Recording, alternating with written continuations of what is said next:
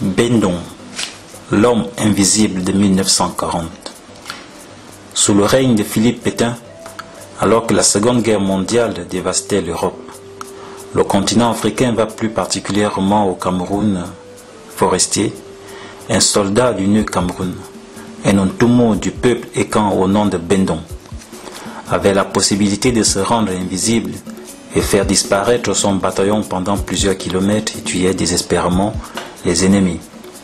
Lors de la bataille de Libreville ou la bataille du Gabon, opposant les hommes de Gaulle, les forces françaises libres, les FFL, aux hommes de Vichy dont il appartenait, Bendon et son bataillon militaire va rendre la vie difficile aux forces françaises libres de Gaulle.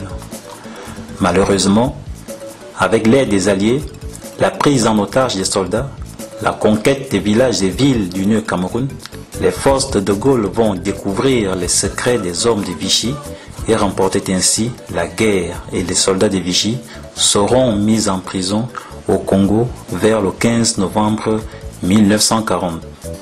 C'est pendant cette détention, qui va durer 2 ans, que Bendon, un des détenteurs, livra le secret de l'invisibilité à un de ses supérieurs blancs.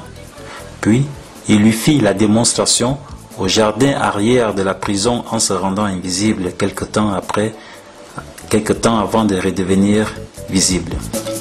Le supérieur, donc gardien de prison, lui demanda si un autre que lui connaissait ce secret. Bendon lui répondit qu'il appartenait à un clan qui initiait des gens au secret de l'immortalité et que cette confrérie n'avait plus beaucoup de membres. Il fait partie des derniers à le détenir. Le supérieur, de peur que son prisonnier lui échappe au contact du monde forêt ou qu'il ne rejoigne pas les ennemis de guerre, lui fit trancher la tête.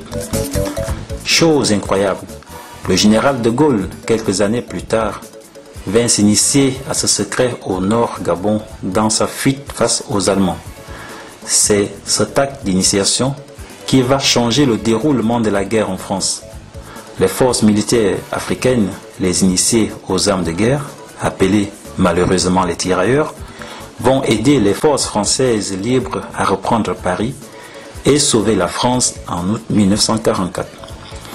La trace de l'initiation de Gaulle a laissé au Gabon, chez les Fans, une danse au nom de Gaulle chantée par les artistes célèbres comme Arnaud Eyaga, Quentin Minko et bien d'autres.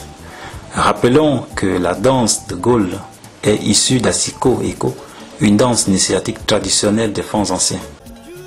C'est ainsi que la science du passé s'est en partie transmise au cours des différentes périodes de l'histoire jusqu'au XXe siècle de notre ère, date à laquelle les forces sombres ont eu raison de l'esprit un temps. Comment retrouver ce génie dans la conscience historique et l'enseigner dans un monde en perpétuelle agression? C'est la raison d'être de l'ONG Génération Écan à travers son école appelée Psycho-Lécan de Libreville. Dans Jeudi Anthropologie prochain, nous verrons comment les ancêtres avaient la possibilité de se réincarner. Merci, au revoir, à bientôt.